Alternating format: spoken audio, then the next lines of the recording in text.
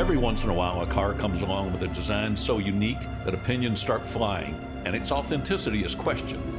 One such car is Nadim Mahmoud's Ferrari 512 BBI. Okay, let me show you the special.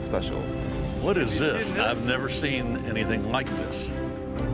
Now, Nadim's done his homework and is confident he's the owner of a one-off creation. Something so unique, it had to come from the Ferrari factory, or from someone with very close ties to the Italian manufacturer.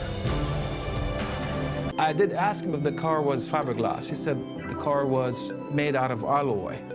That made me think this could be a prototype or something extremely special. It's very expensive to construct a car out of alloy. This way. Spend a lot of time with the body work to figure out all the angle, I put a wider wheels. I had to stretch the body to cover the wheel inches each side. Each side. 16 inches 16 wider. inches wider.